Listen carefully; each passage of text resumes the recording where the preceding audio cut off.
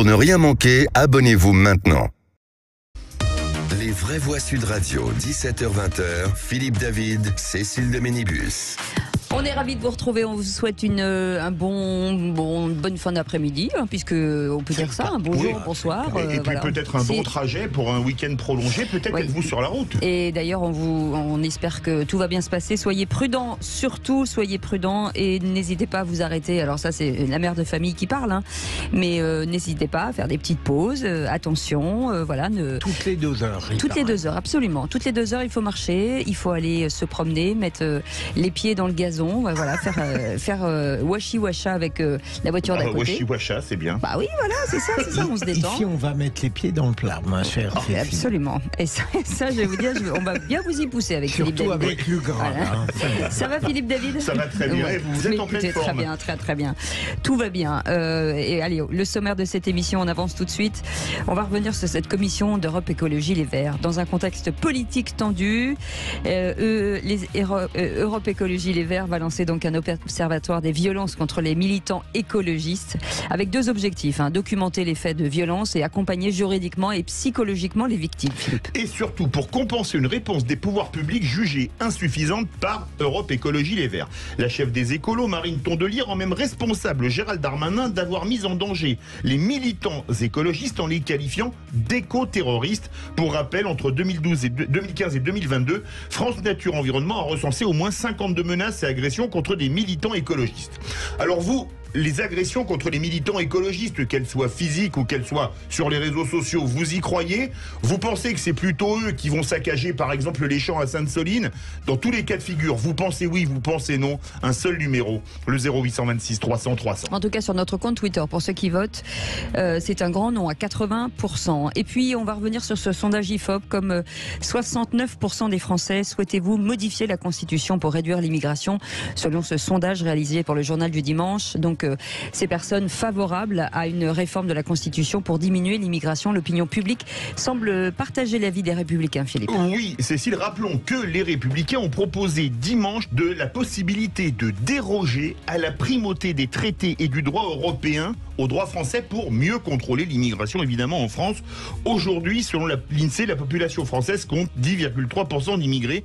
Alors, est-ce que vous faites partie de ces 69% de Français pour qui il faudrait modifier la Constitution pour passer le droit français au-dessus du droit européen en termes d'immigration, ou vous n'êtes pas d'accord? Le numéro de téléphone est encore et toujours le même, le seul qu'il faut composer entre 17h et 19h, le 0826 300 300. Et vous pouvez l'utiliser toute la journée, bien entendu aussi. En tout cas, comme 69% des Français, souhaitez-vous modifier la Constitution pour diminuer l'immigration? Vous dites oui à 87%. Allez, les bienvenus, c'est les vraies voix jusqu'à 19h. Les vraies voix Sud Radio. Et notre Philippe Bilger, notre président de l'Institut de la Parole, il est là. Et c'est le vendredi. Et le vendredi, qu'est-ce qu'on mange? On mange des saloperies. On apporte des petites choses. Moi, quand j'avais promis quelque chose, j'ai tenu parole. Je suis très perturbé parce que je ne peux pas me passer du monde le vendredi. Oui. Et d'aucuns me l'avaient promis, ils ne me l'ont pas apporté. C'est pas moi. Non. Ouais. C'est un certain Luc Gras qui est avec nous, politologue. J'ai rien promis du tout, mais en vrai politique, Philippe Bilger entend que ce qu'il veut entendre. Ça va, Luc? Ça va très bien, je suis content de vous retrouver en pleine nous forme. aussi, ça faisait très longtemps. Thomas Forêt est avec nous, fondateur et PDG du réseau social Weller. Ça va, Thomas? Ouais, ça va, super, Thomas? impeccable. Et vous avez apporté le monde à Philippe Bilger? Eh bien, j'aurais dû parce que j'avais sur le bureau, c'est ce que je vous ai dit juste avant. Oui, mais Thomas, je ne savais pas, je ne voulais déranger que Il faut qu'on Luc. s'écrive. J'ai fait le mauvais choix. En Si vous tout voulez cas, nous appeler sachez... dernier Playboy pour l'interview de Marlène Schiappa, ça vous Je n'ai intéresse? pas besoin de le voir. Sachez, mon cher Philippe, que Philippe, David et moi-même déposons le monde à vos pieds tous les soirs. Très bien. Si ça, c'est Ah, pas c'est joli. joli. Voilà. Joli, c'est bien dit. Joli. J'essaye de me mettre dans la poche, c'est pas facile. Allez. Et moi, je me mets à vous, genoux devant vous, ma chère mais dis Cécile. donc, dis donc. J'ai pas besoin de Peut-être en Floyd rester pour là, ça. Philippe. J'ai pas besoin de Floyd Avec tout le pour respect ça. que j'ai pour vous, à votre âge, ne prenez pas trop d'initiative. Mais je saurais me relever, figurez-vous. Mais je n'en doute pas. Jacqueline est avec nous au 0826 300 300. Bonsoir, Jacqueline. Bonsoir, Jacqueline. Bonsoir à tous. Ça démarre bien, Jacqueline. Hein. Oui, très bien. On sent qu'il y a une bonne ambiance ce soir. Jacqueline, vous faites quoi dans la vie? Alors, maintenant, je suis retraitée, Ah, mais Oui, je suis un petit peu âgée. Bon, La jeunesse n'est pas un âge, c'est un état d'esprit et ça s'entend pas, oui, comme disait Cécile. Exactement. Mais ceci étant, quand j'étais en activité, j'ai fait de la formation et du conseil aux entreprises. Ah, très bien, bien. très bien. On adore les entreprises. Oui, absolument. Et je voulais vous dire que nous faisions de la formation continue, ce qui nous permettait de voir quels étaient les manques des entreprises, et nous créions des formations pour pallier ces manques. Et nous avons réussi pas mal de choses. Ah, bah voilà. Eh ben bravo. En tout cas, Jacqueline, vous êtes en face de trois messieurs, hein, et vous allez devoir jouer contre l'un des trois. Et là, il va falloir être forte parce que il s'est tendu ce soir. Et vous allez avoir une formation accélérée en qui c'est qui l'a dit. Voilà. Et là, ça n'a pas de prix. J'en ai un peu tous les soirs. Mais c'est ça, bon. c'est ça. Est-ce que vous pouvez répéter le qui c'est qui l'a dit? Qui c'est qui l'a dit? Oh, bravo Jacqueline. Ça, c'est de la formation accélérée, bravo. Allez, restez avec nous tout de suite, écoutez l'actu du jour.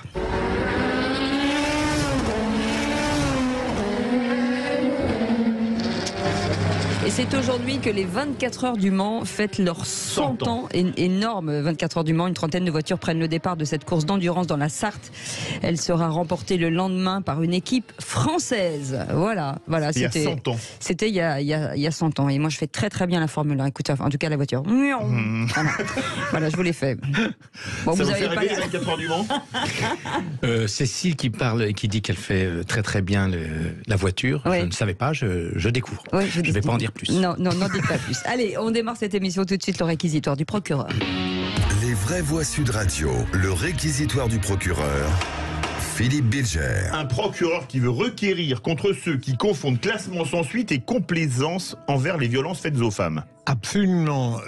D'ailleurs, je mets mes lunettes comme si ça allait enrichir ma pensée. Enfin, C'est j'imagine. possible, vous y verrez Non, plus clair. parce qu'il y a eu 2 pages très intéressantes dans le Parisien aujourd'hui. Le procureur de Bobigny a été interviewé et je trouve que il m'a mis dans l'esprit cette volonté de démontrer que la justice existe, même lorsqu'elle ne renvoie pas les auteurs de violences devant le tribunal correctionnel ou pire la cour d'assises. D'abord, il y a des peines alternatives, il les évoque très bien, mais surtout, il faut que le féminisme dogmatique et militant cesse de nous faire considérer que tout classement sans suite est une complaisance à l'égard des auteurs de violences présumé, bien sûr, parce que même si la lutte que promeut MeToo est véritablement nécessaire, il faut aussi accepter que on questionne les doléances, les plaintes, les réclamations des femmes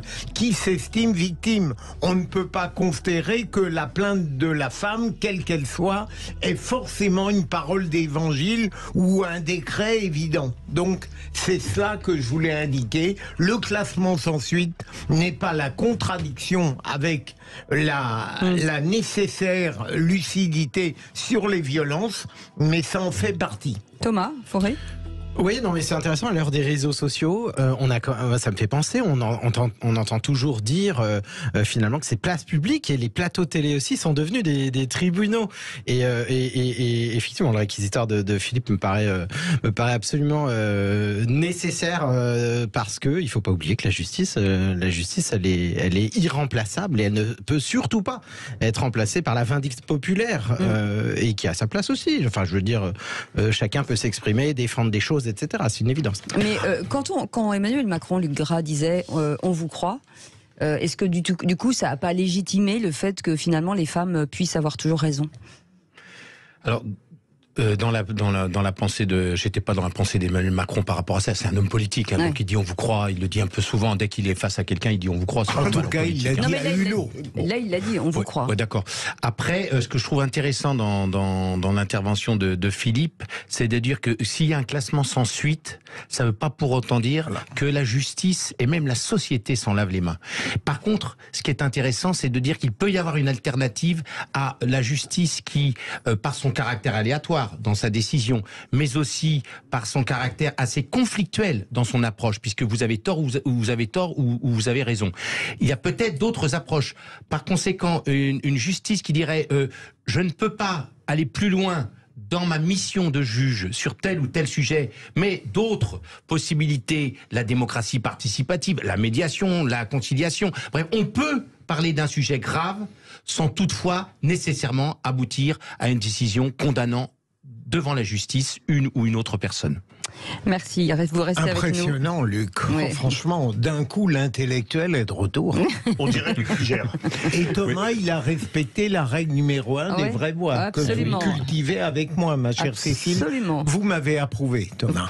Je vous approuverai toujours, Philippe. Philippe Bilger, l'essayer, c'est la Surtout dans nos Allez. désaccords. Non, Dans non, un je instant, on va plaisante. revenir sur cette commission d'Europe Écologie et les Verts, justement, qui demande, qui veulent quantifier le nombre de victimes et de violences faites à l'encontre des écologistes et des lanceurs d'alerte.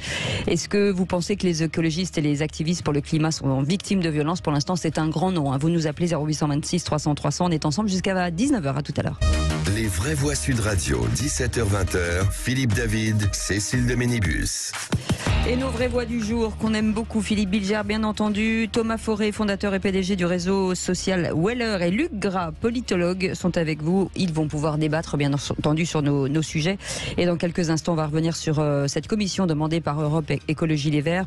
Pensez-vous que les écologistes et les activistes pour le climat sont victimes de violences, puisqu'ils estiment être victimes de violences un petit peu partout dans leur prise de position? En attendant, 3 mots dans l'actu, c'est avec Félix Mathieu. Les vraies voix Sud Radio. Bonsoir Félix Mathieu. Bonsoir tout le Félix. monde. Et vos 3 mots dans l'actu sont Patrick, Elisabeth et Céline. Patrick Pouyanné, augmenté de 10%. L'Assemblée générale de Total Énergie s'ouvre sous la pression des militants du climat, du gouvernement et même de certains actionnaires minoritaires. Elisabeth Borne sort l'artillerie lourde contre la proposition de loi pour abroger la réforme des retraites. C'est un manque de respect pour les Français, lance la Première ministre. Et puis Céline Dion annule désormais tous ses concerts prévus en 2023 et 2024. Décision pour raison de santé. Cela me brise le cœur, indique la star québécoise. Les vraies voix Sud Radio. Ambiance tendue aux abords de la salle Playel à Paris ce matin pour l'ouverture de l'Assemblée générale de Total Énergie. Vous êtes des cons. Échange d'amabilité entre actionnaires de Total et manifestants pour le climat, parmi lesquels Elisha et Clémence. Ils investissent massivement, toujours et encore, dans les énergies fossiles. Ça fait plus de 50 ans qu'ils bloquent la transition énergétique. Depuis 50 ans, ils ont une connaissance des effets de la production de pétrole et de gaz sur le dérèglement climatique. Et ils ont choisi d'utiliser tout leur pouvoir, tout leur argent pour créer une culture du déni qu'on paye aujourd'hui dans des événements climatiques extrêmes. La pression des militants écologistes ici au micro de l'agence France Presse.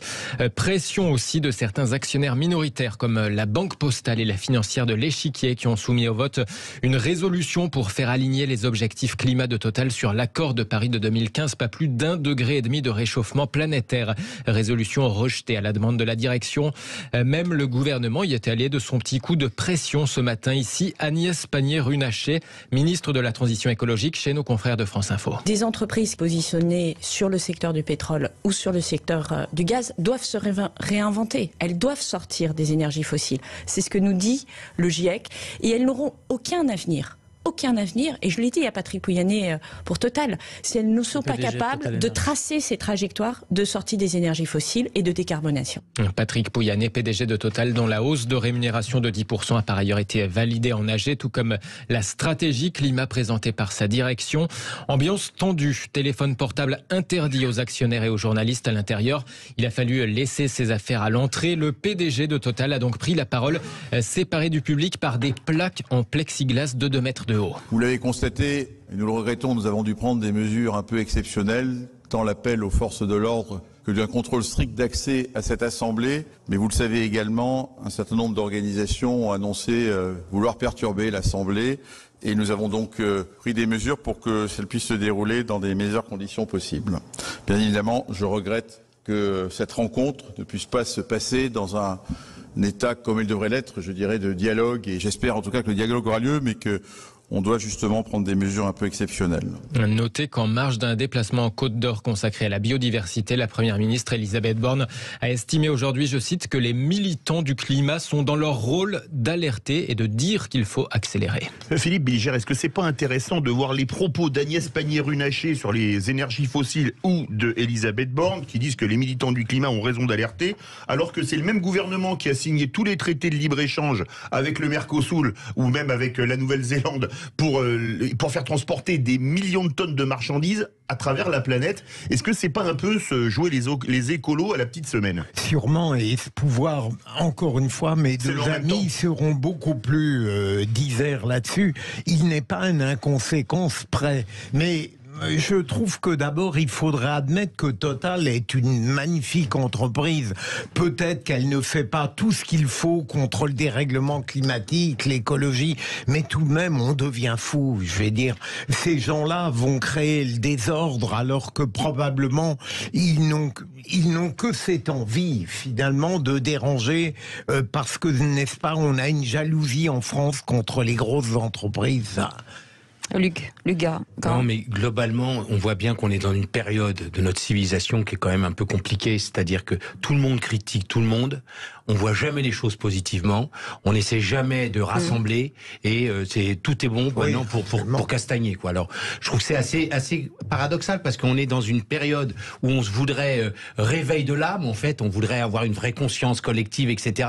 Et finalement, toutes ces manifestations, elles créent de la dissension, elles créent de la zizanie. Et je pense que la France, le peuple français a besoin d'unité, a besoin de rassemblement, beaucoup plus que de montrer du doigt les uns et les autres. Mais ils ont peut-être raison, peut-être, non? Mais sur le fond, en général, la mécanique intellectuelle est toujours la même. Un vrai sujet. En l'occurrence, la production d'énergie fossile, etc., jusqu'où on va, etc. Donc forcément, une vraie réflexion à avoir. Donc un très beau sujet. Des gens qui font métier d'exploiter par exemple les énergies fossiles comme Total, etc. Et à l'arrivée, un très beau sujet, la défense de la planète, l'avenir de la planète, et on arrive à une cacophonie dans la rue devant une assemblée générale d'une entreprise privée. Thomas Forêt. Oui, on est face quand même à une inconsistance hallucinante. C'est-à-dire que si on regarde le moyen de produire de l'énergie, ou devrais-je dire d'utiliser l'énergie, aujourd'hui c'est 3/4 d'énergie fossile dans le monde. Donc on veut quoi tout d'un coup que si Total disparaît ou se met à faire des éoliennes, qui nous fournira le pétrole? Enfin évidemment ce seront les Chinois, ce seront les Russes, ce seront les Américains. Donc en fait on se bat sur un champ de bataille qui n'est pas le bon champ de bataille. Il est clair que ces activistes... on n'est pas les pires. On n'est pas les pires en France. Et c'est ce que j'allais dire. On est bien loin d'être les pires. Voilà. Oui, rajouter non, mais quelque chose simplement aussi, très court, il y a quand même un paradoxe, parce que c'est parfois les mêmes personnes qui vont manifester contre Total, les énergies fossiles, et qui étaient contre le nucléaire. Donc il faut avoir une vision d'ensemble. C'est-à-dire que quand on parle d'énergie, etc., il faut avoir une vision d'ensemble. On ne peut pas être contre tout. Deuxième mot, Félix. Elisabeth Borne s'est aussi exprimée sur la proposition de loi visant à abroger la réforme des retraites. C'est un manque de respect pour les Français, estime la Première ministre en marge de ce même déplacement en Côte d'Or. Cette proposition du groupe Lyot, censée être débattue le 8 juin à l'Assemblée nationale, est inconstitutionnelle, réaffirme la chef du gouvernement. Je trouve ça scandaleux de laisser croire aux Français qu'on pourrait voter un texte dont chacun sait qu'il n'est pas acquis, qu'il aille jusqu'au bout de son parcours, et que, s'il devait être adopté, il serait alors annulé par le Conseil constitutionnel. Troisième mot, Félix Mathieu, Céline Dion annule finalement tous ses concerts prévus jusqu'au printemps 2024. Une quarantaine de dates prévues en Europe annulées pour raison de santé. 2021, Céline Dion souffre d'une pathologie neurologique rare qui peut causer des douleurs et rendre difficile tout effort physique. Et c'est dramatique, hein. C'est bien si triste. Si vous me permettez, Cécile, un mot sur la Première ministre. C'est tout de même un peu fort de café, si vous me permettez cette vulgarité. Si il y a cette proposition de loi, c'est parce que le débat a été tronqué avant, de mon point de vue en tout cas. Et Céline Dion, ce qu'il y a de touchant, c'est qu'elle crée un consensus sur sa douleur, comme elle le créait avant, enfin pour la plupart des gens, pour son talent et sa voix magnifique.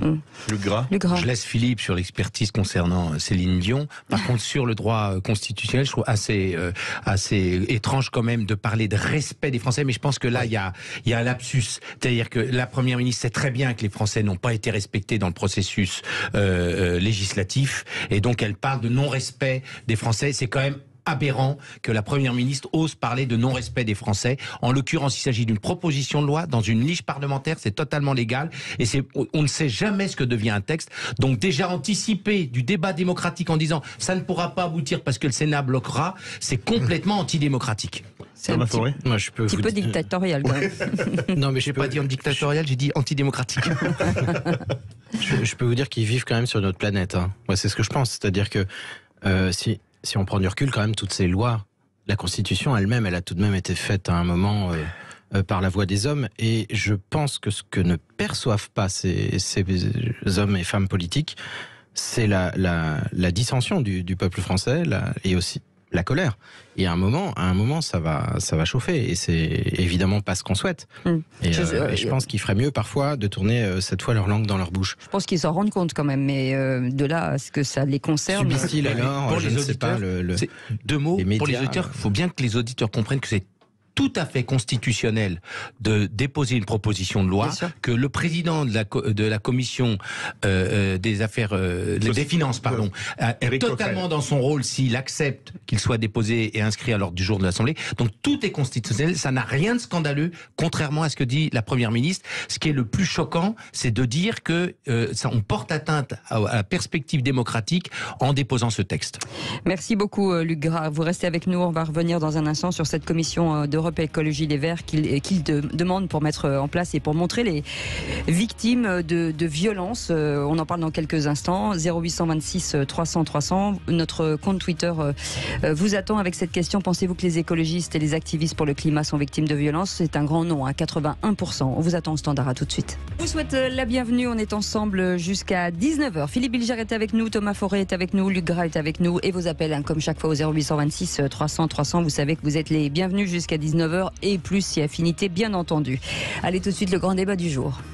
Les vraies voix Sud Radio, le grand débat du jour. Et donc, dans un contexte politique tendu, Europe Écologie Les Verts va lancer un observatoire des violences contre les militants écologistes avec deux objectifs: documenter les faits de violence et accompagner juridiquement et psychologiquement les victimes, Philippe. Oui, et surtout pour compenser une réponse des pouvoirs publics jugée insuffisante par ELV, Marine Tondelier rend même responsable Gérald Darmanin d'avoir mis en danger les militants écologistes en les qualifiant, je cite, d'éco-terroristes.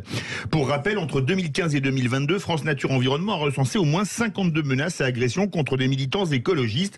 Alors, est-ce que vous pensez que les militants écologistes sont victimes de violences, ou est-ce que vous pensez le contraire, que ce sont eux qui commettent des violences, par exemple à Sainte-Soline, ou en tentant d'empêcher l'Assemblée Générale de Total?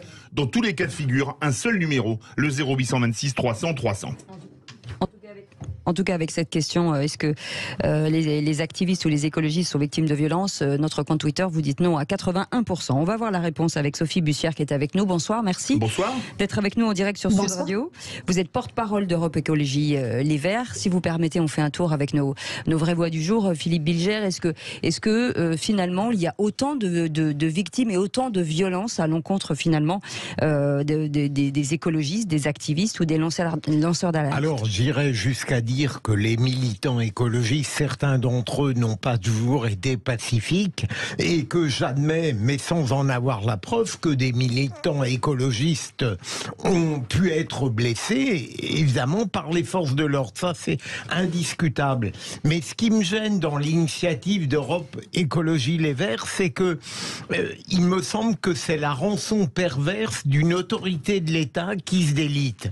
Je veux dire, c'est tout de même assez préoccupant que maintenant, au sein de certains partis, on crée des observatoires dont l'objectivité, sans vouloir offenser notre invité, ne sera pas la règle, forcément, mais qui démembrent un tout petit peu ce qui devrait relever de l'autorité publique. Ça me fait très peur, moi, ces observatoires qui commencent à se créer au sein des partis, comme si en réalité, on n'avait plus du tout confiance dans l'autorité publique. Luc Gras, oui. En cœur. Oui. Alors, bon, moi, ce qui m'ennuie un petit peu dans ce type d'initiative, pour reprendre ce que disait Philippe, c'est par rapport aux institutions, c'est qu'on est aussi dans une logique de confrontation, qu'on le veuille ou non. On répond à la violence par quelque chose aussi qui est du domaine de la confrontation. Moi, ça m'ennuie un petit peu. Il y a un vrai sujet, c'est la violence, qu'elle touche par exemple les militants écologistes, c'est une chose, mais il y a d'autres violences, malheureusement, dans cette société qui touchent d'autres personnes. Si à chaque fois on doit créer un institut en marge des institutions qui, normalement, on a une justice dans ce pays qui est là pour justement régler les problèmes, et si chacun fait ça, voilà, bon, peut-être qu'il nous sera répondu là-dessus. Par ailleurs, par rapport à l'écologie en elle-même, pour spécifier sur l'écologie, j'en profite d'avoir une responsable écologiste donc invitée à cette émission, c'est que je pense que l'avenir de l'écologie, il est forcément beaucoup plus dans le côté positif, c'est-à-dire rassembler les gens autour d'une idée, apaiser, sauver la planète, apaiser, non conflictuel, voilà, essayer de stimuler par exemple sur les passoires thermiques, etc., essayer de permettre que le gars qui a une maison dans la Creuse, qui a pas un radis, c'est le cas de le dire, et qui pourra pas mettre son habitation dans les rangs, etc., l'aider profondément, que la puissance publique s'investisse, etc. Donc je suis pour une écologie, moi, de l'exemplarité. Chacun balaye un petit peu devant lui pour savoir ce qu'il peut faire pour améliorer les choses. Et puis voilà. Et évidemment que l'écologie est importante. Évidemment que la violence contre les écologistes est condamnable hautement. Mais de là à faire justice un peu soi-même, alors j'espère bien, on va me dire, il ne s'agit pas de faire justice soi-même. Mais enfin, quand même, ça va dans le sens du conflit. Oui. Thomas Fauré. Oui, il faudrait savoir de quelle violence il s'agit. D'abord, est-ce qu'on parle de violence des forces de l'ordre, ce qui mériterait quand même d'être revu et corrigé probablement. J'essaye dans ma mémoire de me souvenir des épisodes de violence qu'on a vus peut-être dans les médias ou sur Internet. Et c'est vrai que quand on y pense, que l'on voit souvent, c'est lorsqu'il y a des opérations menées par ces militants, et je pense en particulier à des blocages de route, où on voit des conducteurs très énervés qui vont manu militari dégager les militants qui bloquent la route. Est-ce que c'est ce genre de violence? Est-ce que cette façon d'être militant et finalement n'entraîne pas ça aussi? Bon, ça mérite de en tout cas, on posé. va lui donner la parole. Sophie Bussière, porte-parole d'Europe Écologie et Les Verts. Vous pointez forcément le discours du gouvernement, et en l'occurrence ce mot éco-terroriste qui a été prononcé par Gérald Darmanin. Oui, tout à fait. Et d'ailleurs, je rebondis sur les propos, notamment Monsieur Ligier. Là, en fait, nous allons créer cet observatoire. C'est pas du tout pour nous substituer ni au gouvernement, ni aux institutions, ni même à la justice. C'est pour documenter ces violences, puisque nous sommes dans un contexte, vous l'avez noté, avec notamment le ministre de l'Intérieur qui utilise des propos comme éco-terrorisme ou encore terrorisme intellectuel. Je n'ai toujours pas compris, mais en tout cas, vous voyez qu'il y a une exagération de la part du ministre de l'Intérieur, une confusion aussi, qui amène à des violences et des tensions. Nous, cet observatoire ne va absolument pas, c'est pas une question de justice privée, etc. C'est déjà de documenter, puisque je note là-dedans, vous avez fait un sondage là tout à l'heure, que 81% des personnes qui ont répondu pensent qu'il n'y a pas de violence à l'encontre des écologistes, alors même que les premiers éléments que nous avons, vous avez cité d'ailleurs au début l'enquête de la FNE, la grande association écologiste, France Nature qui a Environnement. déjà dénombré... Oui, FNE, tout à fait, qui a déjà dénombré plus de 50 cas de violence en seulement 7 ans, une enquête sur 7 ans, 50 cas. Et quand on parle d'écologie, ce n'est pas uniquement les membres d'Europe Écologie Les Verts, bien entendu. Nous pensons aux journalistes qui enquêtent sur les dérives de l'agro-industrie, comme Morgane Large en Bretagne. C'est également Paul François, cet agriculteur lanceur d'alerte contre Monsanto, qui a été récemment victime de tentatives d'assassinat chez lui. Donc c'est les écologistes au sens large. Effectivement, nous pensons qu'il y a beaucoup plus de cas que l'on imagine à première vue. Donc l'observatoire, c'est déjà pour documenter. Ce ne sont pas 52 agressions, hein, c'est menaces et agressions. Menaces. Donc il n'y a pas de passage à l'acte dans certains cas. Philippe Bilger. Oui, est-ce que, Sophie Bussière, est-ce que vous n'estimez pas préoccupante une sorte d'opinion majoritaire qui laisserait penser au contraire que les militants écologistes sont eux-mêmes violents dans les manifestations auxquelles ils participent, sans avoir, évidemment, on comprend bien qu'ils ne raffolent pas des forces de l'ordre, mais est-ce que vous ne trouvez pas ça préoccupant pour votre propre cause? Sophie Bussière. Alors, il y a beaucoup de confusion actuellement. Je crois que c'est important et je vous remercie pour la thématique de ce jour parce que là, vous parlez en fait de désobéissance civile. Le terme n'a pas été prononcé, mais clairement, il s'agit de cela. Nous sommes très clairs. Nous sommes à la fois déterminés parce que l'urgence écologique, elle est là. On va vers une trajectoire d'un réchauffement à plus 4 degrés. Il y a un effondrement de la biodiversité. Vous avez eu récemment les chiffres dramatiques. 20 millions d'oiseaux donc, par an qui disparaissent en Europe.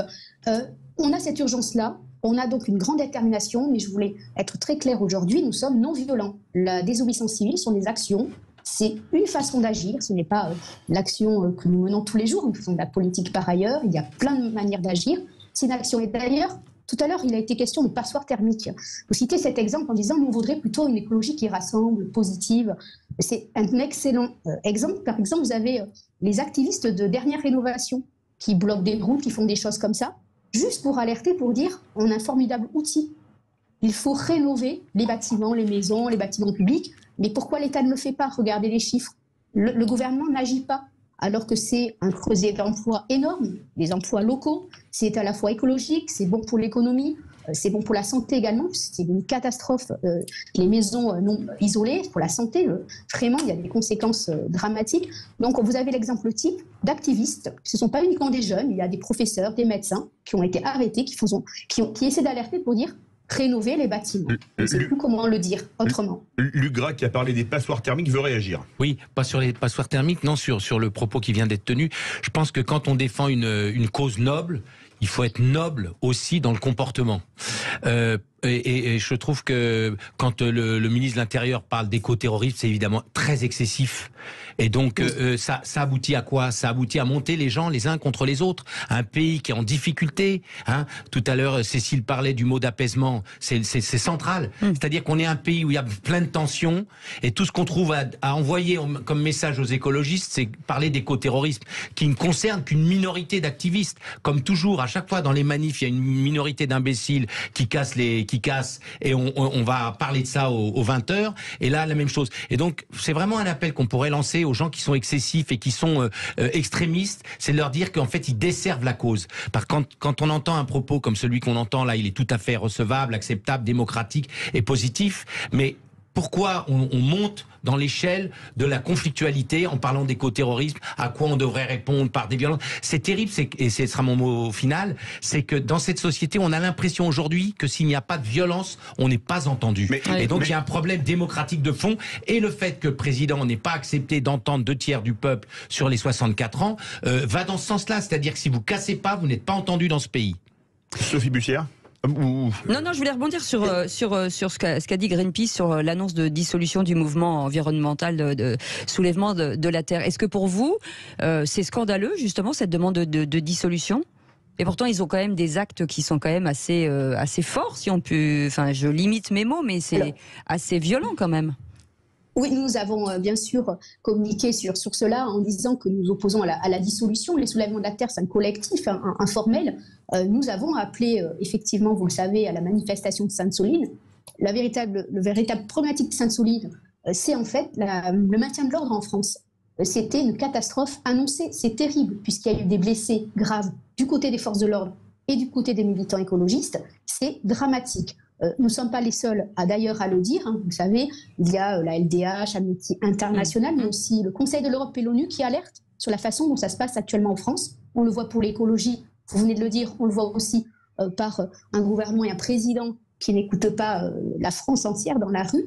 Il y a des tensions et avec aussi beaucoup de confusion et d'exagération de la part des ministres, effectivement, dont le ministre de l'Intérieur. Sophie Bussière, ça veut dire que pour Sainte-Soline, vous n'avez absolument, du côté écologiste, rien à vous reprocher? Non, puisque nous, on est très très clair sur la non-violence. Les personnes qui allaient à Sainte-Soline en toute connaissance de cause sont non-violents. Enfin, quand on voit les véhicules de gendarmerie qui brûlent, c'est pas franchement non-violent. Alors, non, tout à fait, mais exactement, c'est de la violence. Et nous avons condamné ces actes de violence. Regardez nos communiqués de presse. Nous sommes extrêmément clairs sur notre ligne. Nous sommes déterminés, mais non-violents, bien évidemment. Mais qui a fait brûler qui a envoyé des projectiles? Qui alors? Ce sont pas du tout les écologistes? C'est des personnes qui sont présentes, comme dans chaque manifestation des mouvements sociaux, il y a toujours des personnes présentes qui ne sont pas effectivement pour la cause. et qui nuisent à la cause, vous avez bien raison. Cette commission, finalement, l'intérêt de cette commission, c'est de quoi? C'est de présenter quoi, finalement? Mais surtout d'abord de documenter les cas, parce que l'on voit de plus en plus nos militantes et militants qui font remonter des cas de menaces, même sur les marchés, d'agressions verbales, ça commence par là, avec le débat public qui est effectivement très, vous l'avez dit, beaucoup d'exagération, beaucoup de la part même du gouvernement, donc ça alimente le fait de ces violences, et je crois qu'on confond en fait le message écologique qui est assez dramatique. Effectivement, les scientifiques nous alertent depuis des décennies, et les porteurs de messages, les écologistes, on s'en prend à nous au lieu de s'attaquer aux causes, tous ensemble, de relever les défis qui sont devant nous, qui sont énormes. Philippe Bilger. J'entends bien, Sophie Bucher, vous ne voulez pas vous immiscer dans le travail de la justice, mais rien que pour documenter, lorsque vous aurez des militants qui viendront dire j'ai été insulté, j'ai été frappé, est-ce que le risque, ça n'est pas que vous ne soyez pas informé de ce qui s'est précédé avant ? Vous voyez, il est tout à fait possible que des militants soient insultés, même frappés, mais vous n'aurez jamais la plénitude de l'action. Du contexte. Par exemple, j'ai pris un coup de matraque par les CRS en oubliant de dire qu'on avait jeté un pavé sur eux 30 secondes avant. Qu'est-ce que vous en pensez ? Alors, vous aurez noté d'ailleurs que l'observatoire, à la fois, c'est pour documenter, mais également, il y aura un accompagnement juridique. Donc, bien évidemment, nous engagerons les personnes à déposer plainte systématiquement, parce qu'on pense qu'il y a beaucoup de plaintes qui ne sont pas déposées. Et donc, la justice, déjà, la police et puis la justice feront leur travail, bien évidemment. 0826 300 300, Jacqueline, vous voulez réagir? Oui, bonjour. Écoutez, moi, je suis... très partagée concernant les violences, enfin très partagée, pas vraiment. Je pense que les violences, elles viennent de partout, qu'il y en a partout maintenant, et qu'il serait intéressant que au moins les responsables politiques, qu'ils soient d'Écologie Les Verts, que ce soit le ministre de l'Intérieur, que ce soit le président de la République ou Elisabeth Borne, pensent à parler plus sereinement et plus calmement aux Français. D'autre part, on parle de sanctions, mais on laisse complètement de côté l'aspect communication. Il n'y a plus de lieu de communication dans notre pays. Quand vous téléphonez quelque part, vous devez appuyer sur des numéros, sur des étoiles, sur des machins, sur des trucs. Et je peux vous dire que ça fait monter l'agressivité. Il y a fort longtemps que moi j'ai déjà dit, quand ça m'est arrivé à des personnes, arrêtez votre système, vous êtes en train de créer de l'agressivité dans le pays. Oui, c'est la non-réponse de l'humain à l'humain. Restez avec nous, Jacqueline. Et on a parlé des problèmes dans les hôpitaux. Moi-même, je suis allée dans des urgences avec un petit garçon qui avait un bras fracturé. Nous avons attendu 4 heures. C'était un samedi, on n'avait pas d'informations. On ne savait pas, je ne savais pas combien de temps j'allais rester si je pouvais le faire manger ou pas. C'était vraiment très, très compliqué. Restez avec nous, Jacqueline. Luc Gras ou et la dernière chose, je voulais dire une dernière chose.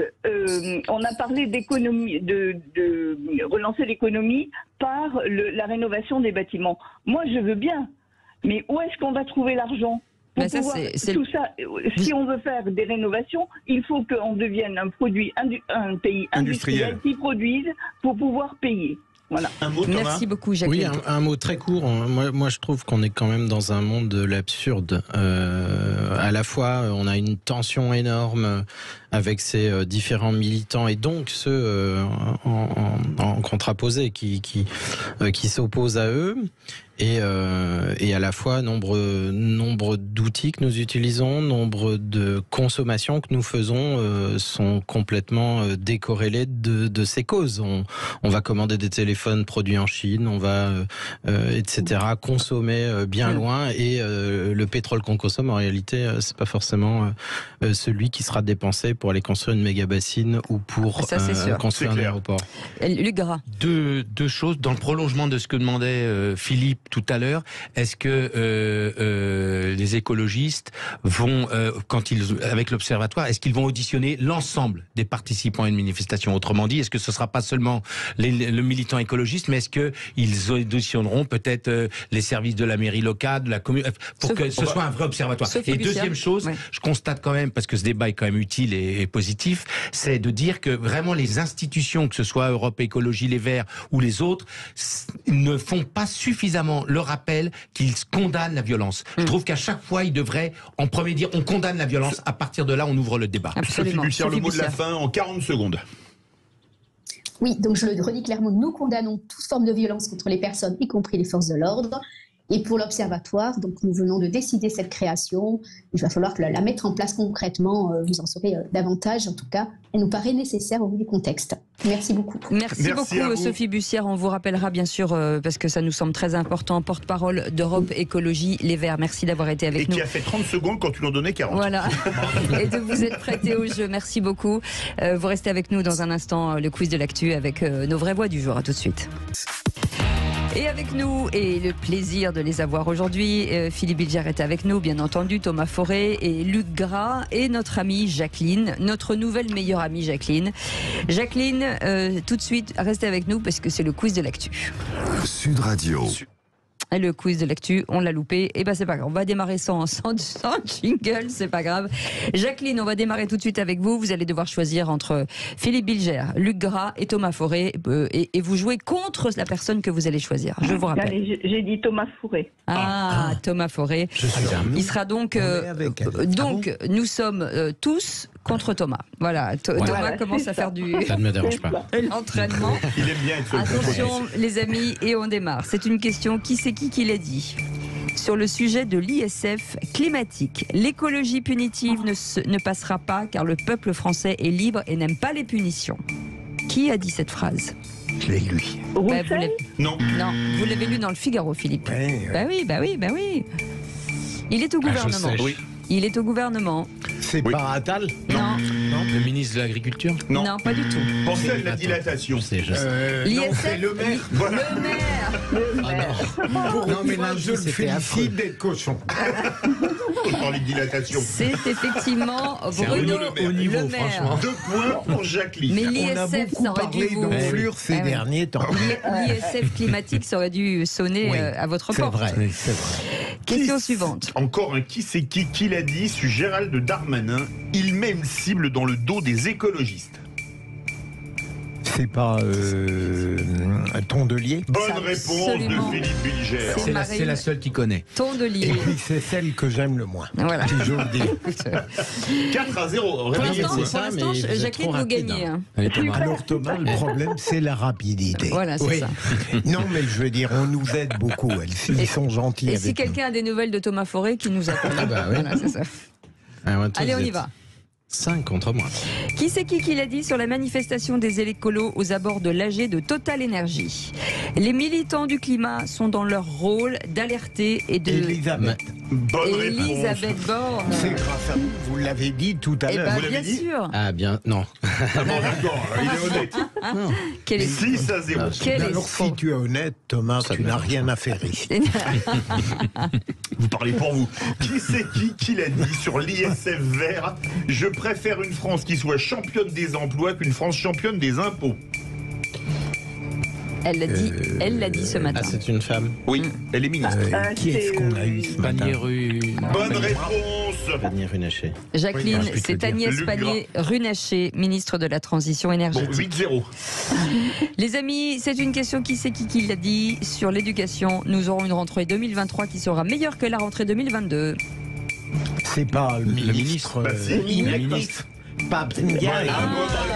Ndiaye, ben voilà. Là, sur le plan des espérances, il est très doué, lui. Non, mais alors, c'est très original pour Voilà. un ministre de Mais de l'Éducation l'éducation, nationale en poste. Ouais, Et on voilà. le croit, forcément. Et vous allez voir, ce sera bien mieux.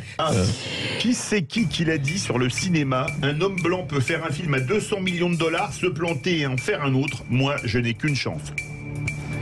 C'est une femme. C'est une femme. On peut dire que son mari avait une certaine tendance à mettre la main au panier. À mettre la main au panier, c'est pas... c'est au panier, attends... Il était basketteur, alors ça aide. Ah bah oui, basketteur, attends... Une jolie brune. Une jolie brune. La petite, là, comment elle Eva s'appelle? Longoria. Eva Longoria. Voilà, bonne réponse. Eva Longoria. 1m57 et demi. Et oui, demi. mais je savais pas. Le qu'elle demi avait- est important quand on est petit. Donc Philippe David est complètement réhabilité. Avec Allez. son histoire de panier, on a eu peur. Voilà, c'est ça. Alors c'est ça. attention, la dernière, c'est peut-être pour Thomas. Alors, Thomas, qui c'est qui l'a dit c'est le but en or. Allez, sur l'AG de Total Energy, les parasites qui détruisent le seul écosystème compatible avec la vie humaine ont des visages, les actionnaires de Total Energy. Manon Aubry. Non. Pas mal. J'ai tenté. Ah, pas mal. Évitez de tomber dedans. C'est pas mal. Attendez. Évitez de tomber dedans. On tombe dans quoi? On tombe. Mathilde Panot. Bonne réponse. C'est le but en or. C'est le but en or. C'est le but Fallait en pas or. que j'ai 0 En point tout quand cas, même. Jacqueline, vous avez gagné. Bravo. Une formation accélérée de qui c'est qui l'a dit. Bravo Jacqueline, vous restez avec nous. Merci. Dans un instant, on fait une petite pause et puis ce sera le coup de cœur de Philippe David. On parlera bien entendu, ça fait 30 ans, de cette victoire de l'OM en Ligue des Champions. Et puis ce sera le tour de table de l'actu juste après le Top League de Félix Mathieu. Restez avec nous et merci de votre fidélité. On est ensemble jusqu'à 19h. Les vraies voix Sud Radio, 17h-20h, Philippe David, Cécile de Ménibus. Vous êtes certainement dans votre voiture, peut-être, vous rentrez du bureau, vous partez en week-end. En tout cas, merci de nous écouter. Aujourd'hui, Philippe Bilger est avec nous, Thomas Forêt et Luc Gras. Mais tout de suite, c'est le coup de cœur de Philippe David. Les vraies voix Sud Radio. Et un coup de cœur qui signe un anniversaire, Philippe. Oui, Cécile, vous reconnaissez Jump de Van Halen au stade Vélodrome. C'était il y a 30 ans. C'était à Munich. L'OM devenait le premier club français à gagner la Ligue des Champions en battant 1-0 l'immense Milan AC de Baresi, Gullit, Van Basten, Rijkaard, Papin. Un Milan dont les joueurs cumulaient 5 ballons d'or, 2 ballons d'argent et 2 ballons de bronze. Un match fermé au cours duquel Barthez fit les arrêts qu'il faut et qui se régla sur un corner qui aurait dû être un 6 mètres tiré par Basile Boli et claqué au fond des filets. Par Abedi Pelé, et claqué au fond des filets par Basile Boli de la tête. Tiens, on écoute pour le plaisir. Boli dans l'axe, Marcel Desailly au second poteau, et but de Boli. But de Basile Boli sur ce corner. Vous avez reconnu Thierry Roland et Jean-Michel Larquet. 30 ans après, on a encore des frissons en revivant ce moment magique. C'était le second trophée du foot français après l'Euro 84. 3 des joueurs sur le terrain, Deschamps, Desailly et Barthès, allaient même offrir à la France sa première étoile 5 ans après. On aimerait 30 ans après qu'un club français regagne à nouveau la Ligue des Champions. Ouais. Alors à tous les Olympiens de 93, au regretté Bernard Tapie et Raymond Goethals, merci pour cette soirée bénie du 26 mai 93. Et 26 mai 93, ça fait 30 ans, mais il s'est passé des trucs depuis 30 ans. Bien sûr, et rappelez-vous, c'est intéressant ce que raconte Boli en disant qu'Abedi Pelé lui avait dit, surtout je vais envoyer le corner pas au milieu où ils sont très grands, mais au premier poteau, et c'est comme ça qu'il a trompé. Je me permets d'être un peu long, comme c'est le sujet de très loin le plus important. Le premier club français à avoir remporté la Champions League est le seul. Oui, le seul. Ça, c'est important. Oui, c'est ça. Et la deuxième chose, c'est que Basile Boli n'était pas connu comme étant un buteur, puisque c'était un excellent arrière. Et ça me rappelle évidemment Lilian Thuram en 98. Et donc ça veut dire à tous les auditeurs de Sud Radio, c'est pas parce que vous n'êtes pas doué particulièrement pour quelque chose qu'il ne faut pas persévérer, parce qu'on peut toujours réussir le meilleur. Eh ben, vous avez raison de l'avoir dit, et ça nous fait bien plaisir. Allez, tout de suite le Top Click avec Félix Mathieu. Non, c'est bien. Les vraies voix Sud Radio, c'est le Top Click. Et les 30 ans de ce sacre européen se retrouvent forcément en top tendance sur Twitter, Félix. Oui, parmi les hashtags les plus utilisés, on trouve notamment « À jamais les premiers ». La ministre des Sports partage une photo d'elle en train d'admirer la fameuse coupe aux grandes oreilles à travers une vitrine. Des archives du but final ou encore de Bernard Tapie sur le terrain. Le chef des sports du journal La Provence, Alexandre Jacquin, repartage la une du jour puisqu'ils l'ont réédité, celle d'il y a 30 ans, avec un titre simple et efficace, « On l'a ». Quel beau titre, tout est résumé en quelques lettres. Hein. On l'a. Et allez, un actionnaire de Total a réussi l'exploit de réconcilier les deux frères ennemis de la NUPES, insoumis et communistes. Les nantis se déchaînent contre une élue députée européenne. La violence de classe en une image, plein soutien à Manon Aubry. C'est ce qu'écrit le patron du PCF, Fabien Roussel, en repartageant cette vidéo de Manon Aubry ce matin lors des manifestations devant l'Assemblée Générale de Total. Le ton est monté avec certains actionnaires Après avoir été traité de parasite par un actionnaire de Total, un autre me hurle dessus. Vous êtes de la merde, indique l'eurodéputé de la France Insoumise. Mais madame, vous êtes qui, vous? Je suis députée européenne, monsieur. Et alors? Vous êtes payé de rien faire? Vous êtes payé de rien faire? J'ai un mandat. Mandat de quoi? Mandat de quoi? Un mandat de député européen, c'est Manon Aubry. Oui, absolument. Mais vous, les députés européens, vous êtes de la merde. Bah, on est de la merde, et pourquoi vous êtes de la merde. Total fait du lobbying, alors. C'est bien pour ça Total fait du lobbying auprès du Parlement. C'est bien pour ça qu'il y a retour. C'est ça que vous allez dire. Non, mais c'est bien pour ça qu'il y a retour. Madame. Commentaire de Manon Aubry, ces actionnaires sont à l'image de leur entreprise qui ne vit que pour le profit et méprise tout le reste, piétinant la planète et les droits humains. Autre scène très partagée sur Twitter, celle filmée par Clément Lano quand les policiers lancent une grenade lacrymogène sur les militants écologistes assis par terre pour débloquer l'accès à la salle de l'Assemblée générale. Des activistes qui finissent par partir en toussant. Certains s'étaient menottés entre eux pour barrer l'accès à la salle Playel dans la capitale. Philippe Bilger. Je peux comprendre l'actionnaire, mais on n'a pas à traiter une femme ou un homme comme elle le fait. Et comme ensuite, ces activistes, ils ont qu'à laisser le passage. Après, ils vont dire qu'il y a des violences. Oui, c'est ouais, enfin moi ce que je trouve déplorable, c'est que c'est vraiment pas la bonne cible. Les petits actionnaires, bon, on en entend un qui est énervé, effectivement, je rejoins ce que vous dites. Mais globalement, c'est des gens qui ont peut-être mis 500 euros, 1000 euros, allez, peut-être 10 000 euros pendant toute leur vie, qui ont investi, qui ont gagné un peu d'argent, qui ont décidé d'investir pour faire quoi? Pour soutenir le développement d'une entreprise. On entend tellement dire de mal des actionnaires, je vais vous dire, nous dans mon entreprise, on fête nos 10 ans. On invite nos actionnaires. On n'ose même pas le dire. C'est-à-dire le mot actionnaire aujourd'hui, alors qu'on ferait rien. C'est devenu les entrepreneurs, les entreprises ne feraient rien. Sont des gens qui... Vous avez raison de le dire, ce sont souvent des tout petits portefeuilles. Et bien sûr. Voilà. Ces assemblées générales, c'est des petits actionnaires. Oui, Luc. Moi, je voudrais prendre un autre angle, cher Philippe et cher Cécile, c'est que quand on veut, vous le savez, en communication, transmettre un message, il faut rester calme. Et là, je trouve que il donne quand même un peu l'image du méchant petit capitaliste en étant aigri, agressif. Je trouve ça dommage. Il peut très bien lui dire qu'elle a rien à faire là, ça c'est son point de vue, mais il n'est pas obligé de tomber dans le mot de Cambronne. Oui, c'est vrai que l'insulte est la parole des faibles, on le sait. Merci beaucoup en tout cas. Merci beaucoup Félix Mathieu, vous restez avec nous. On fait une petite pause, on revient dans quelques instants avec ce coup de projecteur sur ce sondage IFOP. 69% des Français souhaitent modifier la Constitution pour diminuer l'immigration. Qu'en pensez-vous? Est-ce que vous pensez que c'est une bonne solution? Est-ce que vous êtes pour, contre? En tout cas sur notre compte Twitter, vous êtes largement pour. 0826 300 300, c'est un sujet intéressant. On vous attend au standard, on est ensemble jusqu'à 19h. 17h-20h, Philippe David, Cécile de Ménibus. Et nos vraies voix sont là, Thomas Fauré, Luc Gras et bien sûr notre statutaire, Philippe Bilger, le président. Voilà, c'est le président. Statutaire parce qu'il va bientôt avoir une statue.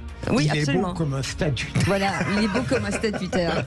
Et dans quelques minutes, on reviendra sur cette question. Comme 69% des Français souhaiteriez-vous modifier la Constitution pour diminuer l'immigration? Pour l'instant, vous dites un grand oui à 87%. On a envie de vous entendre. Le numéro de téléphone, c'est facile, 0826 300 300. En attendant, le tour de table de l'actu des vraies voix. T'as regardé les actualités régionales? Tour à tour, finot. On pourrait faire des choses. On discute jamais business à table. Je crois qu'on a vu le tour du sujet. Il me demande mon avis sur l'actualité. Je pilote. Le tour de table de l'actualité. Philippe Bilger, il vous semble que l'homophobie a reculé depuis 10 ans malgré l'avis contraire du premier mari homosexuel? Oui, j'ai été frappé ce matin. Je lis sur un site que l'un des maris du premier couple homosexuel dit depuis 10 ans, l'homophobie n'a pas reculé. Je crois qu'il y a eu 370 000 mariages homosexuels. Malheureusement, les agressions physiques contre les homosexuels augmentent, mais il n'empêche que, et je ne parle pas seulement des réactions récentes des politiques, il me semble tout de même que sur le plan du tissu social, l'homophobie, dans le discours critique, dans la manière d'appréhender l'autre, me semble-t-il recule. Je l'espère en tout cas. Et donc, je me permets de contredire à partir d'une intuition superficielle ce que cette personne qui pourtant semble mieux placée pour sentir les offenses faites à l'homosexualité, je sais pas, il me semble que depuis 10 ans, ça va mieux. Je donne une info avant de donner la parole. La petite Eya a été retrouvée vivante avec son père et le complice de son père au Danemark. C'est tombé à l'instant. Pour réagir. Barré, hein.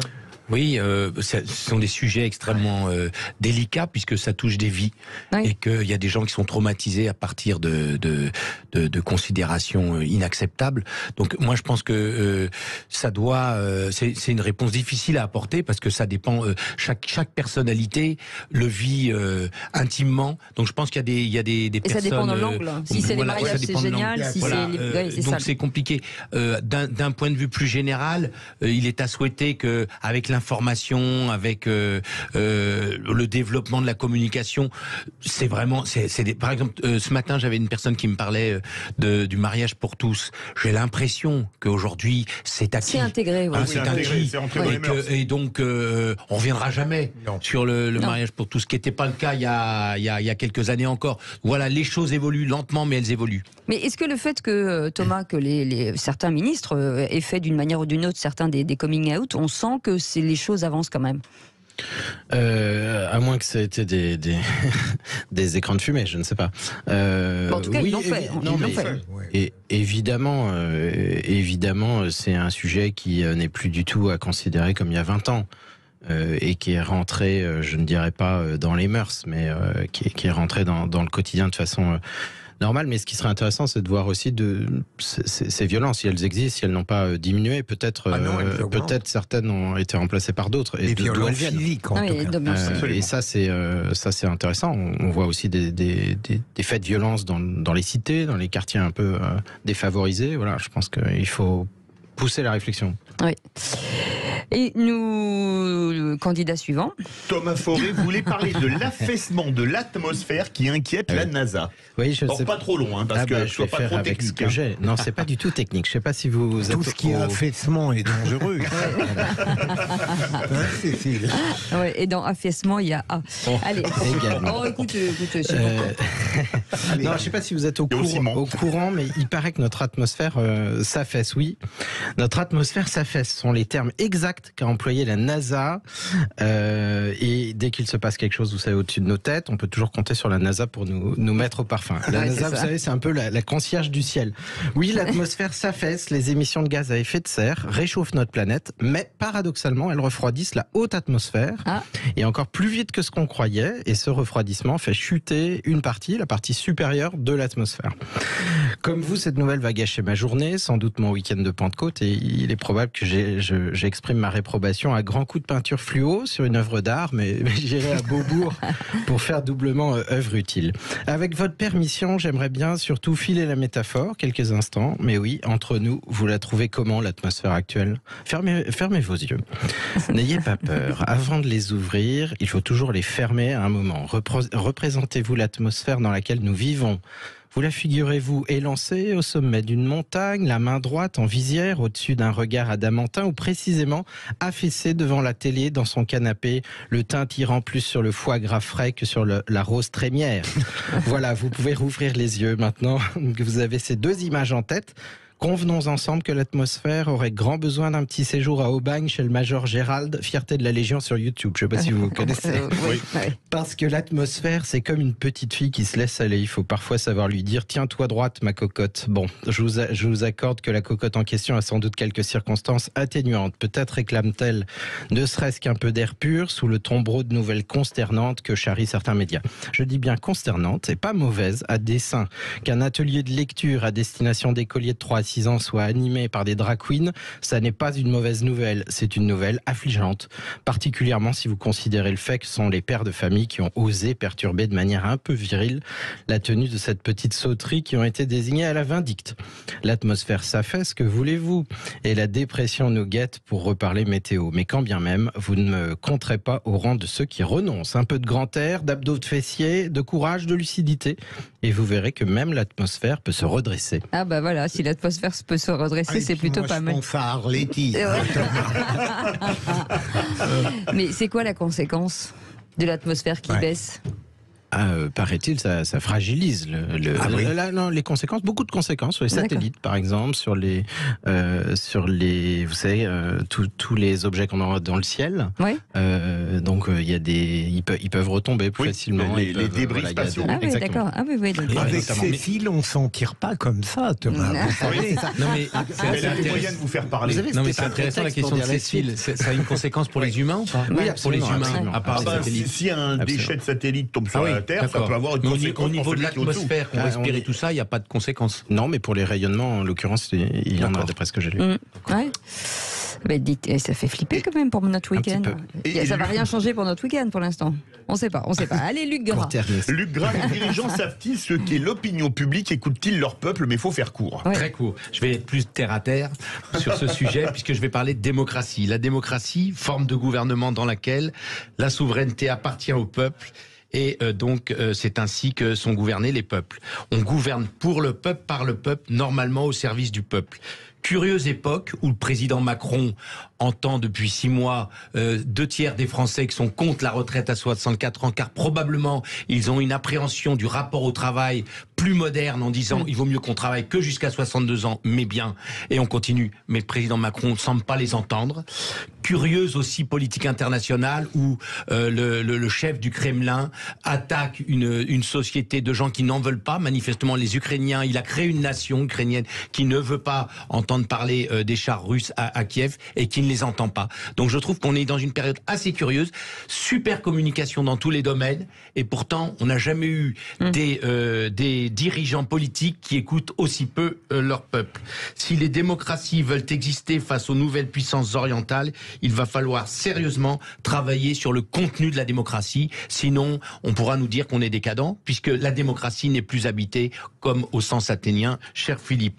Donc il va falloir que le citoyen d'aujourd'hui ne peut plus se contenter de voter tous les 5 ans et d'avaler la ciguë de leurs dirigeants les autres jours. Concrètement, la démocratie moderne reste à inventer. Vous êtes d'accord?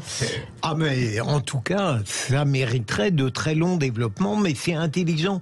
Et vous avez de l'enthousiasme. Oui, c'est important. toujours. Il a toujours de l'enthousiasme. Oui, tout à l'heure, même pour les gens les auditeurs de Sud Radio, ils peuvent imaginer qu'ils vont être les meilleurs. Ouais. Mais ils le sont, cher Philippe. Ils le sont. En total objectivité. Et on les embrasse. Bien entendu, voilà, on les embrasse effectivement. Vous restez avec nous, on fait une petite pause, on revient dans quelques instants avec notre prochain débat sur ce chiffre. 69% des Français se déclarent favorables à une réforme de la Constitution pour diminuer l'immigration. Qu'en pensez-vous? Vous êtes pour, vous êtes contre? Pour l'instant, vous êtes pour à 87%. À tout de suite. Les vraies voix Sud Radio, 17h-20h, Philippe David, Cécile de Ménibus. Bienvenue à tous avec Philippe Bilger aujourd'hui, Thomas Forêt et Luc Gras et vos appels au 0826 300 300. Tout de suite le coup de projecteur des vraies voix. Les vraies voix Sud Radio, le coup de projecteur des vraies voix. Et donc selon un sondage IFOP réalisé pour le journal du dimanche, 69% des Français se déclarent favorables à une réforme de la Constitution pour diminuer l'immigration.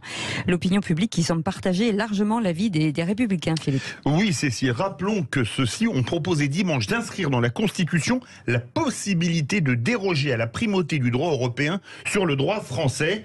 Alors est-ce que pour vous, on doit pouvoir réformer la Constitution pour passer au-dessus des droits européens, notamment en matière d'immigration? Vous êtes pour, vous êtes contre? La République En Marche a parlé de Frexit sur l'immigration. On vous attend au 0826 300 300. Pour l'instant, vous êtes en majorité à dire oui à plus de 80%. Et on va en parler avec Jean-Philippe Dubrul, qui est directeur d'études au pôle politique et actualité du département Opinion et Stratégie d'entreprise de l'IFOP. Bonsoir, merci d'être avec nous. Bonsoir.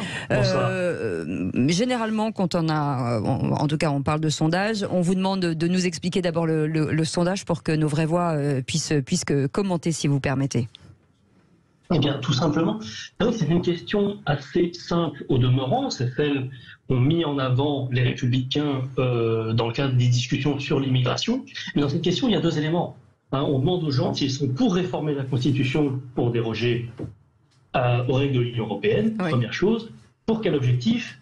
Faire diminuer l'immigration. En tout cas, ce qu'on constate quand on conjugue les deux, c'est que oui, une large majorité des Français, 69%, se dit en faveur de cette initiative-là. Sans surprise, chez les proches des Républicains, on est à 92% pour ça, donc c'est quelque part rassurant, où enfin les Républicains, d'une voix commune, arrivent à parler de manière fidèle à leur électorat. Ce n'était pas le cas pendant la réforme des retraites.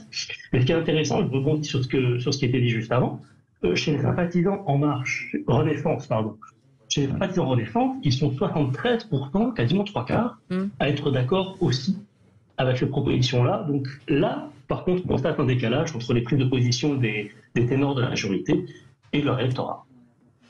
Philippe Bilger, c'est très élevé quand même, 70%. Ah oui, et ce qui est très intéressant, je l'ignorais, c'est le fait qu'il y ait en fait une familiarité, une connivence quasiment entre les électorats. Mais moi, je ne trouve pas les propositions des Républicains choquantes, mais est-ce que vous ne croyez pas, est-ce que je peux poser une question? Jean-Philippe Dubrul, allez-y. Jean-Philippe, est-ce que derrière tout cela, il n'y a pas une appétence du peuple français en réalité pour le référendum sur l'immigration, puisqu'au cœur de la proposition LR, c'est ça, puisqu'on est obligé de changer la Constitution pour avoir le droit de se prononcer sur l'immigration par référendum. Est-ce qu'il n'y a pas une forte attente pardonnez-moi, enfin du référendum? Vous voulez frustré. Vous voulez un référendum sur l'immigration? Appelez-nous au 0826 300 300. Vous n'en voulez pas, même numéro. Jean-Philippe Dubrul. Alors moi, ce que je vois, c'est un peu à côté de ça. Si vous voulez, c'est que quand on regarde, voilà, on a dit 69% des Français sont d'accord avec l'idée de réformer la Constitution pour déroger aux droits européens, pour réduire l'immigration.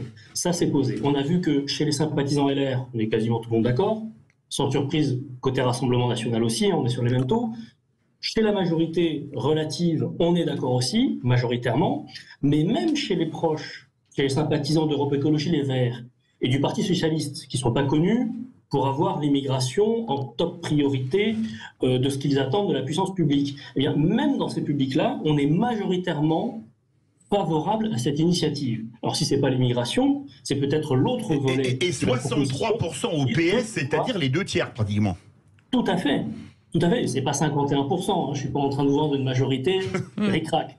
Non, c'est que même chez ces électeurs de gauche-là, l'exception étant les électeurs France Insoumise qui rejettent globalement cette initiative-là, bah, même à gauche, on est pour. Et selon moi, ça traduit quoi? Ça traduit, vous parliez de référendum.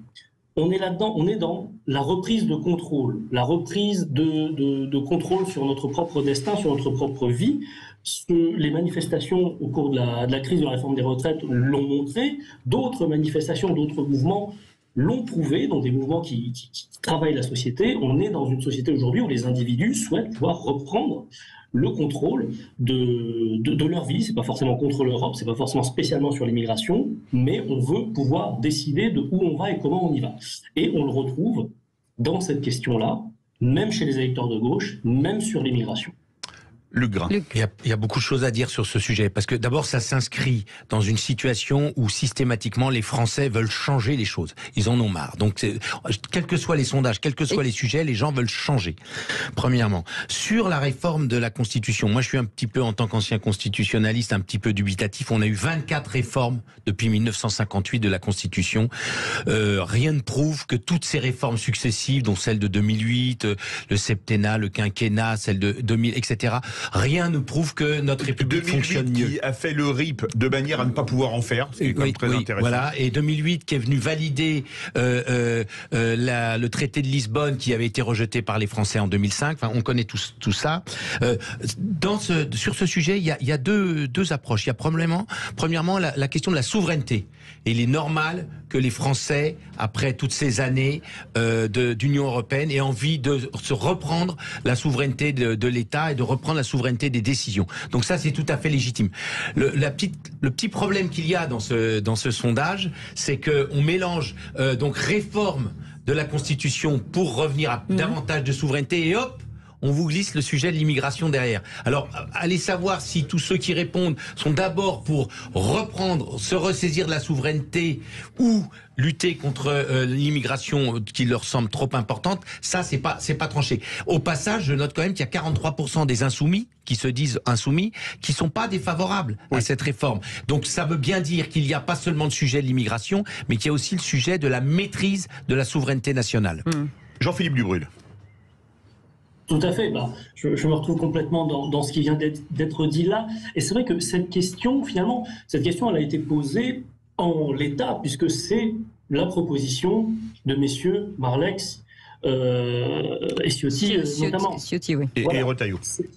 Et Retailleau, c'est le triumvirat, on va dire, des Républicains. C'est leur proposition, c'est la tribune qu'ils ont fait dans le JDD. Je crois le titre c'était Chiche, Monsieur le Président, si je ne me trompe pas. Donc voilà, l'idée était vraiment de tester cette proposition. Faut-il faire ceci pour cela?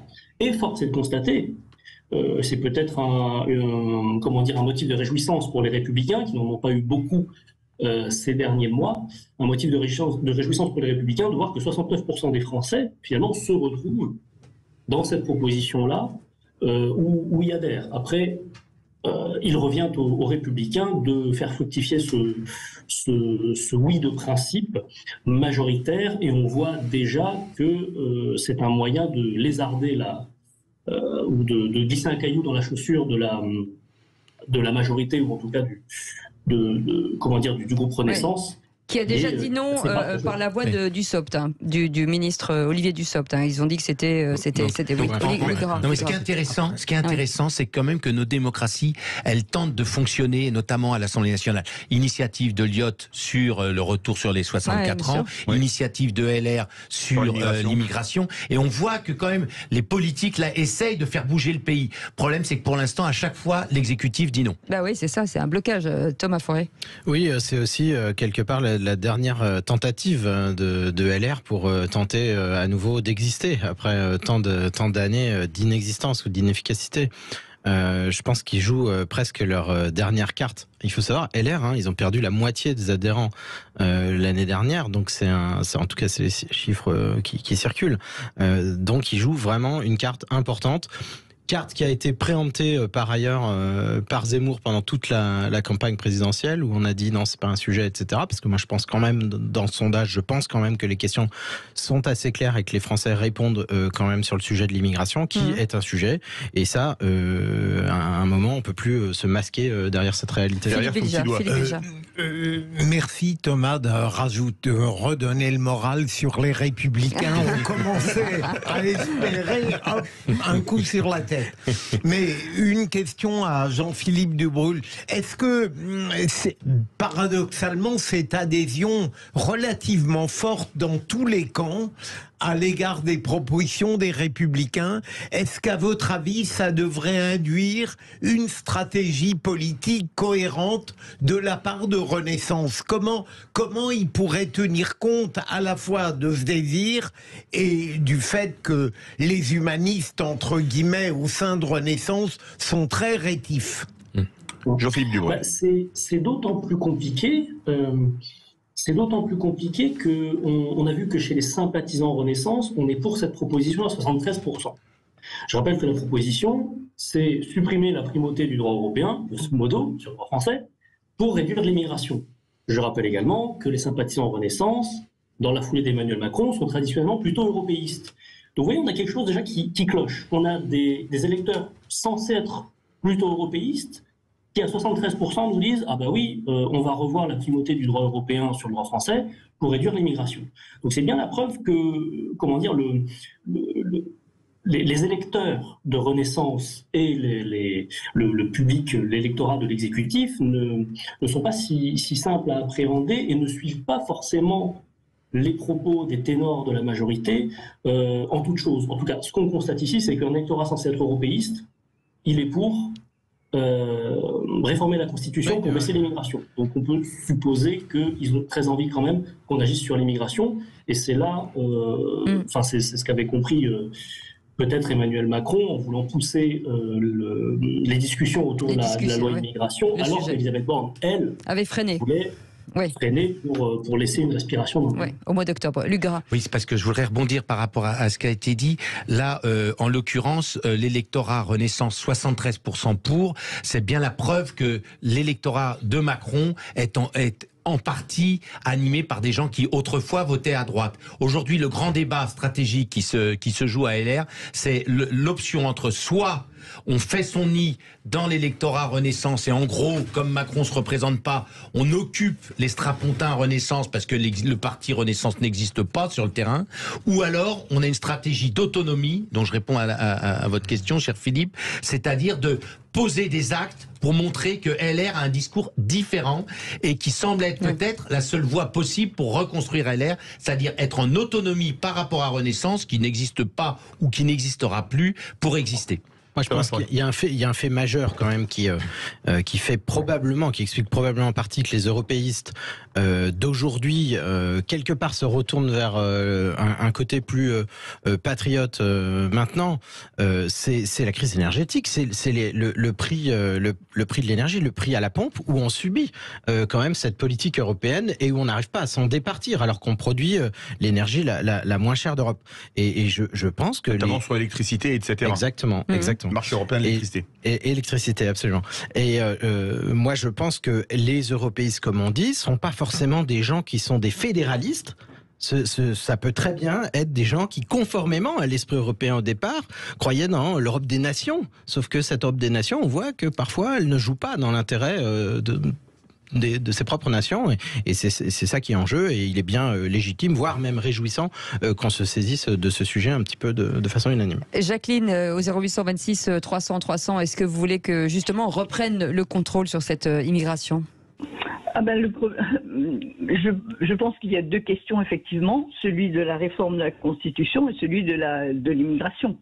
Peut-être qu'on est en train d'utiliser l'immigration pour jouer la réforme des institutions. Et peut-être que ça arrange justement Renaissance, puisque Emmanuel Macron parlait de revoir les institutions à l'automne. Et ce serait peut-être l'occasion de modifier la Constitution, non seulement par rapport à l'immigration, mais peut-être pas, et sur d'autres sujets, par exemple le septennat. Oui. Luc, est-ce que c'est vraiment possible aujourd'hui de se désolidariser finalement de l'Europe aujourd'hui ? C'est toujours possible. La souveraineté dans la République française, elle est populaire. C'est la souveraineté du peuple. Prenez l'exemple, par exemple, de la TVA sur la restauration. On nous a dit pendant des décennies qu'on pouvait rien faire parce que l'Europe nous bloquait. Et finalement, on a pu avancer vers un modèle qui a permis de distinguer la TVA des restaurateurs d'autres TVA. Donc c'est tout à fait possible. La question, et c'est intéressant dans la perspective des prochaines élections présidentielles, mère des batailles, 2027, c'est que on voit que c'est peut-être un sujet qui pourra être avancé lors de la pré-campagne électorale présidentielle, celle de la souveraineté, celle de la maîtrise de notre avenir. On est bien au-delà des contingents de souverainistes tels qu'on les a connus dans ce pays avec Charles Pasqua, etc. dans le passé. On voit bien qu'aujourd'hui, la question de la souveraineté déborde largement. Des gens ont pu voter Maastricht, des gens ont pu même voter le traité de Lisbonne, mais s'interrogent aujourd'hui sur la souveraineté de la France. Mais là, on est dans le en même temps, quoi, Philippe Bilger. C'est-à-dire, en même temps, on est européen, mais en même temps, on est souverain. Donc c'est absolument, c'est compliqué quand même. Mais ça montre que le souverainisme instille cette volonté d'indépendance et d'autonomie, c'est ce que vient de dire Luc, irrigue maintenant tous les courants. Oui, c'est très clair. Et puis c'est l'Europe des nations, c'est l'Europe des nations, et c'est la pensée gaulliste simplement qui s'actualise. Oui, enfin, il y a quand même une confusion de vocabulaire. Vous faites bien de préciser souveraineté de la France. Parce que le clan de Renaissance utilise l'expression souveraineté européenne. Et le peuple européen. Vous venez d'employer les synonymes qu'on nous propose, qui ne sont pas des synonymes. L'autonomie et l'indépendance ne sont pas des synonymes de la souveraineté. Non. La souveraineté, elle appartient au peuple. L'indépendance et l'autonomie, elle peut s'appliquer à tous les échelons, y compris le danger, c'est que quand on quitte la souveraineté nationale, on va vers une souveraineté européenne et on est plus très loin de la souveraineté des marchés quand on connaît l'Europe. C'est l'une ou l'autre. Je voudrais poser une question à Jean-Philippe Dubrul quand on voit que 63% des sondés du PS, le PS qu'on peut difficilement classer à l'extrême droite, serait prêt à revenir sur le droit français par rapport au droit européen. Est-ce que ça prouve pas, je vais citer un autre socialiste, François Mitterrand, il y a 30 ans, qu'en termes d'immigration, le seuil de tolérance est dépassé? Alors, en termes d'immigration, dépassé, je ne sais pas, mais... Je citais Mitterrand. Oui, en tout cas, le seuil de tolérance, il est assez bas partout. Chaque fois qu'on questionne les Français sur l'immigration, il y a le plus souvent, oui, un réflexe de dire il faut fermer le robinet, tout part à volo, etc. Alors, ça c'est une réflexion de préambule. Après, il faut voir aussi la réalité dans la vie des gens, et on voit souvent que quelque chose qu'on mesure, un détail qui peut être un peu cocasse, c'est qu'en général, sur ces thématiques migratoires, les populations, certaines populations qui sont très en pointe pour demander l'arrêt de l'immigration, il y en a beaucoup dans les zones rurales, par exemple. Peut-être des zones où, en fait, il y a le moins d'immigration. Le fait qu'il y en ait moins rend peut-être plus visible le peu qu'il y en a quand il y en a. Ça aussi, c'est une réflexion à avoir. Mais en tout cas, sur l'immigration en général, les Français ont traditionnellement une posture plutôt de fermeture. Ça, ce n'est pas nouveau. Et cela se vérifie encore une fois à l'occasion de ce sondage pour la plus grande joie des Républicains. Merci beaucoup en tout cas d'avoir été avec nous, Jean-Philippe Dubrulle, directeur d'études au pôle politique et actualité département opinion stratégie d'entreprise de l'IFOP. Merci d'avoir été avec nous. Dans un instant, on va partir à Cannes avec René Chiche. On va aller voir ce qui se passe. C'est bientôt la fin du... oui. René Chiche, c'est un festival à lui tout seul de toute façon, donc c'est bien. Il est peut-être déjà encore sur sa terrasse avec son petit verre de rosé. En tout cas, on verra. On l'accueille dans un instant. À tout de suite. Les vraies voix Sud Radio, 17h-20h, Philippe David, Cécile de Ménibus. Et nous sommes en direct de Cannes avec notre ami René Chiche. Bonsoir René Chiche. Bonsoir Cécile de Ménibus. Bonsoir. Comment allez-vous, cher René ? Eh bien écoutez, après 35 films, plusieurs soirées et à peu près 123 coupes de champagne, ça va bien, je suis toujours vivant. L'abus d'alcool est dangereux pour la santé. Voilà, il ne parle qu'alcool. C'est bien parce que Philippe David ne parle que de bouffe et vous que d'alcool. Ça c'est bien.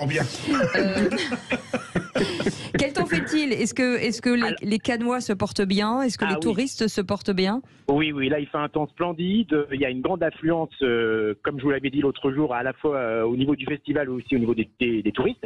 Et c'est le festival qui touche à sa fin, puisque les deux derniers films en compétition ont été présentés cet après-midi. Voilà. C'est-à-dire, il y avait le film de Ken Loach, le film de l'anglais Ken Loach, sur des réfugiés syriens dans une petite ville britannique, un film assez intéressant, mais un petit peu toujours le même style chez Ken Loach. Et puis le film aussi d'une italienne sans aucun intérêt qui s'appelle La Chimera. Je me suis endormi au bout de 35 minutes. Je suis franc.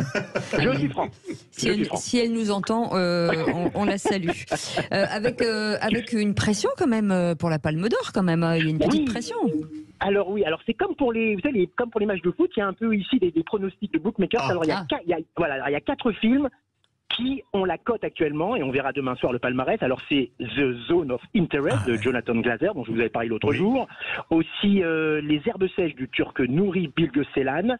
Également le film de la française Justine Triet sur le procès d'une femme. Voilà, Anatomie d'une chute, absolument. L'histoire d'un procès dans une petite ville de Savoie, d'une femme accusée du meurtre de son mari.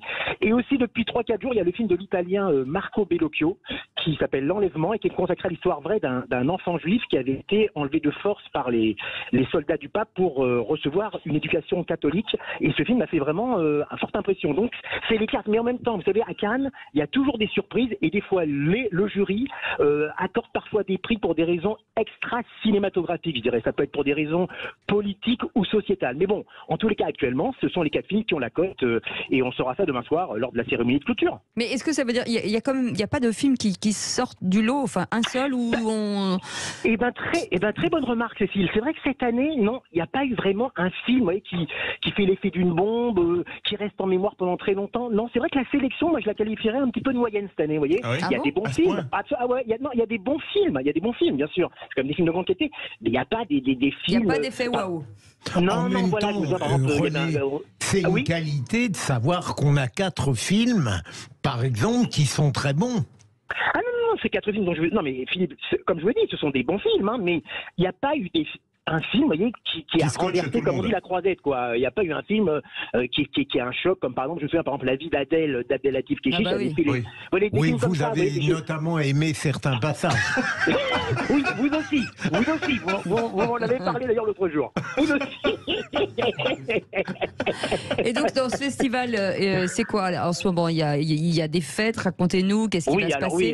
Parce que là, on est vendredi, donc forcément, il va se passer des choses. Je vais tout vous dire. D'ailleurs, au gré des quelques quelques fêtes où j'ai été, j'ai gagné quelques petites infos un peu cinéma people, vous voyez. Donc par exemple, il y avait la plus belle fête, je peux le dire cette année, ça a été la fête pour le film pour Indiana Jones, qui a fait une super belle fête sur la plage du Carlton. C'était la plus belle fête, mais il y avait aussi d'autres fêtes par des films français comme un très beau film français par exemple qui était pas dans la compétition, pardon, L'amour et les forêts avec Virginie Efira et Nabil Poupeau, un film super vraiment sur le harcèlement et la violence d'un époux vis-à-vis de sa femme qui est professeur de français, et c'est super. Alors par exemple, il y a quelques petits potins que j'ai pu récupérer dans ces soirées, des projets de films qui verront le jour en 2024. Alors par exemple, très bien. Alors voilà, par exemple, il va y avoir le remake du film de chevet de Philippe Bilger, Emmanuel, avec Sylvia Crestel, parce que voilà, c'est donc un remake qui va se tourner au mois d'octobre, avec Noémie Merlan à la place, qui succédera à Sylvia Crestel dans ce rôle. Voilà, exactement. Il y a aussi un autre film. Bon, je vous parle volontairement du film un peu grand public. Il y a aussi, par exemple, un autre film qui se prépare. C'est le premier biopic sur Mike Brandt, qui sera réalisé par Eddie Chouraki, avec qui dans le rôle de Mike Brandt, ce sera Amir, vous voyez, qui est israélien comme Mike Brandt. Oui, absolument. Voilà, un petit potin. Encore un autre potin, ce sera un biopic sur Maria Schneider, cette actrice qui avait connu Gloire éphémère, voilà, dans Le Dernier Tango à Paris, à côté avec Marlon Brando. D'ailleurs, ce film avait causé un petit peu sa perte, puisqu'elle avait sombré dans la dépression et la drogue. Et donc, ce film va s'appeler Maria. Ça sera réalisé par une Française. Ça sera la comédienne Anna Maria Bartolomei, qui avait gagné un César, en 2022 pour l'événement. C'est une jeune actrice franco-roumaine qui est très jolie, qui est très, très talentueuse. Elle jouera le rôle de Maria Schneider. Matt Dillon, l'acteur américain, va jouer le rôle de Marlon Brando. Et qui jouera le rôle de Daniel Gélin, qui était le père de Maria Schneider dans la vie réelle, ce sera Yvan Attal. Vous voyez, quelques petits potins.